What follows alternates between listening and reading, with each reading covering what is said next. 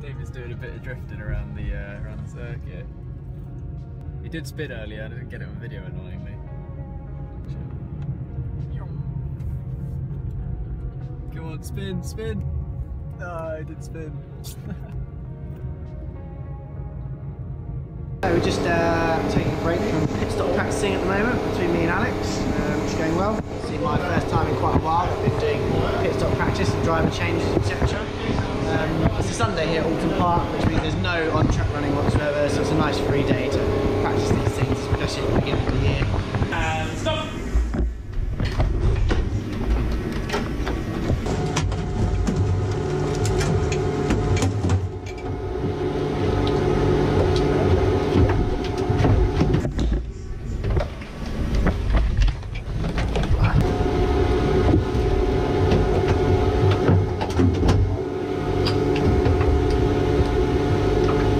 Yeah, good, all done.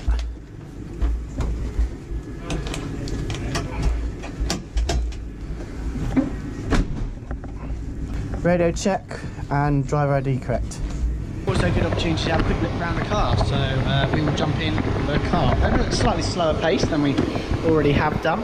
So for this year, the GT4 cars have a window net, which is to do with stopping debris, and it's quite easy to lose a door in one of these, so stops you from, gives you some protection if the door is lost at all. So that folds up. We have to pop this in at the pit stops, like so, and then clips in like so, and then they'll shut the door for us.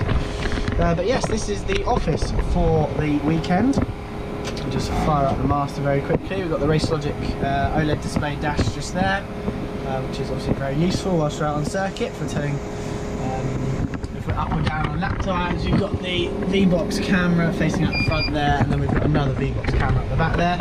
We've got the Motec dash display. So we've just got it on the warm-up dash at the moment. Well, it's Alex's dash, I've got my own dash, and then there's a warm-up dash in which we can scroll through. But yeah, quite simple. We've got some vents in the centre tunnel here, which just aid cooling, keeps you nice and cool. It gets quite hot in these Ginettas. Driver ID just here, so we've got driver ID 1 for Alex, driver ID 2 for me, so that the officials know who's in the car at which time. Then we've got our headlights, which we obviously must run at all times this year in GT4. Rain light for when it's raining, so some high intensity LEDs that sit on the back, which makes it easier to see. Indicators if we need to use them at all, wipers, obviously if it rains, master switch on and off, ignition and start button. The rest of these buttons are just fuses, so we don't actually touch these at all. Fire extinguisher should we need it at all. So yeah, and then looking at the steering wheel itself, we've got obviously a track map of Oulton Park, that's the circuit we're at the moment.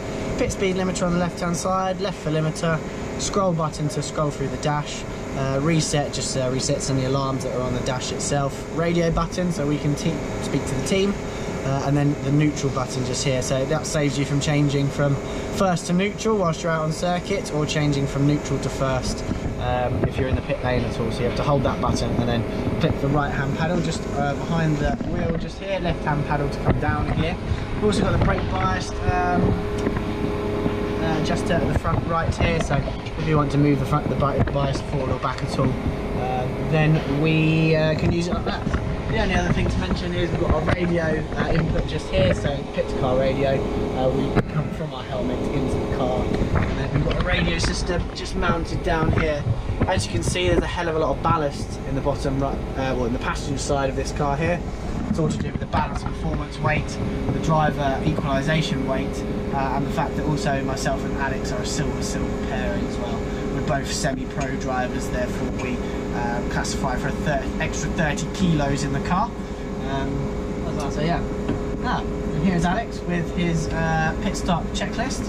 So we're going to pop that on the dash, so it makes it even harder for us to mess up our pit stops, as they are so crucial, especially in the 1 hour races here at Oulton Park and at Setterton. So yeah, that's the car. It's a relatively narrow field of view. Big A-pillars here as well, which can make it sometimes difficult to spot apexes. Quite a long bonnet. Alex has his lollipop.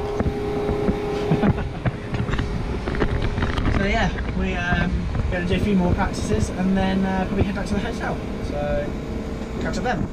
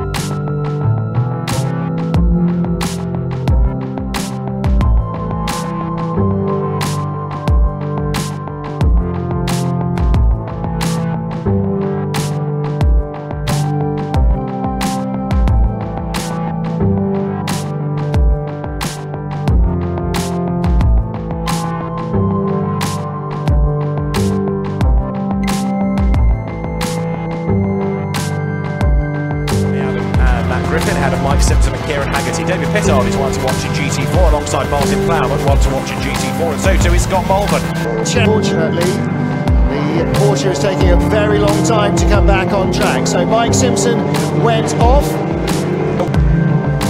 And 51 also in that little battle is the David Pittard, Alex Reed Ginetta. David Pittard, another much underrated young driver, very quick, very personable young driver as well, and somebody else that deserves a break. So race order.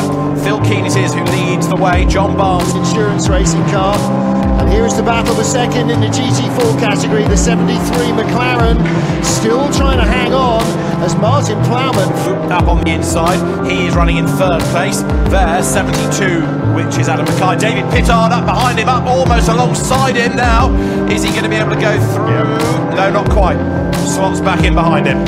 So here they come, up towards Britons, and David Pittard oh so nearly made the move, but it just wasn't quite right there. So the McLaren fends him off as they come over here. These cars, well, here's our second place battle in the GT4 class, the slower group of cars. Although if you were sitting in the passenger seat, slower is what you'd be screaming rather than your impression of just how quickly these cars are going. Number 72 McLaren is Adam Mackay. And the number 32 McLaren, who's just hearing a message on the radio about that, but I didn't quite catch it. It means Seth Morris, I think, has got ahead of James Littlejohn again, and he's also got GT4 cars. Enough to still be in front after the pit stop, so there's an awful lot of trying to second guess what everybody else is likely to do, as well as looking at your isolated position on its own. The Ginetta here in third place in GT4 between these two McLarens. You want to get out from behind the McLaren because you can't get by him now, so straight into the pits now. Do your pit stop now and hope that they don't peel off into the pit lane at the same time.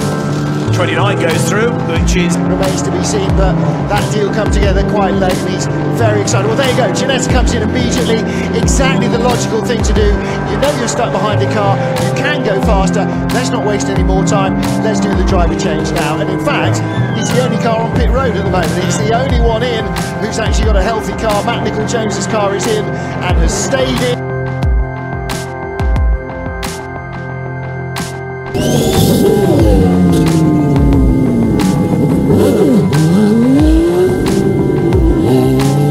Number 100, that is the McLaren, that is the leader in GT4, then the number 51 car, then the number 42 car, Will Phillips at the helm.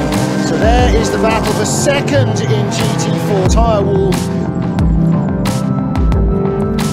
The winner winner of GT4, we are now being told, is the 51 car. Wow, penalties have been applied because 51 is now 10th, 100 has now been dropped down to 14th position. So 51 is your GT leader, 8th overall.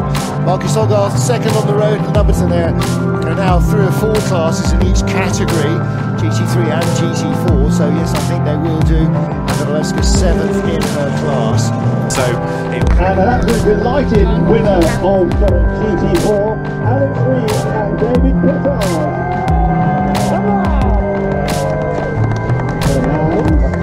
David Pittard and Alex Reed, the GT4 winners, they are on the top step of the podium at the end of round 2 of the championship. Jordan just handing over the trophies, the championship manager. So David Pittard, the taller just of the 2 winners, another underrated driver, Alex Reed, somebody else making a name for himself in GT4, deserving winners, and GT4 has given, yet again Martin, bags of action. Alex Reed loving that trophy. The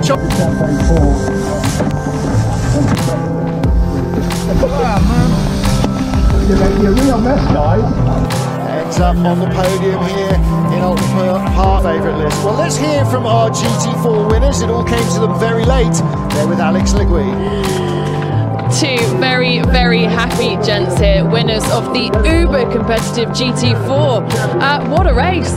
Yeah, I mean, it all kicked off at the start line for me, really. 3 cars into one didn't quite go, and I luckily was on the inside to make up the positions and come out P2. I think Mike Simpson had a bit of damage, so he was a bit of a cork in the bottle, really, and I knew it was going to kick off. Scott Mulvern was looking racy and yeah, sent it up the inside into Cascades after Martin Plowman got past, and picked up those 2 positions. Unfortunately, the McLaren then dragged past us, and I knew that they had a pit stop penalty from race 1. The other driver in the Nissan wasn't as quick as Alex, so I knew I could just hold station and not take too many risks. So yeah, handed over to Alex, and he did the job and brought it home. So absolutely over the moon. P1. So I was just packing up at the end of the day now, and I absolutely stink of champagne, which is not a bad problem to have. I've not really vlogged much this weekend. I've just been concentrating on doing the best job I can do, so apologies for that, but yeah, absolutely over the moon. Hectic race out there. All kicked off on the first corner, managed to avoid all that. Came out from the first corner in P2, which was good. There's a damaged Ginetta in front of me. The splitter had been knocked off, so he had no front end whatsoever.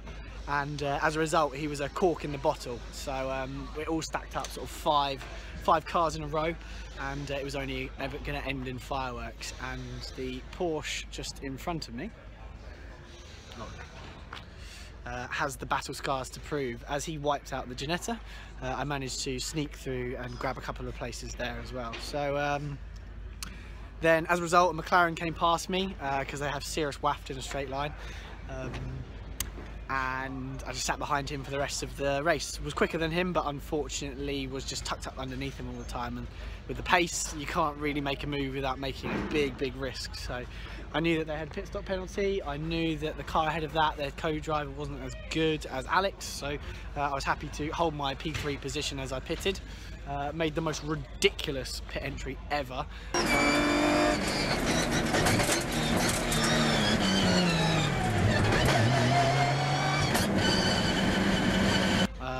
Absolutely hacked myself on the way in.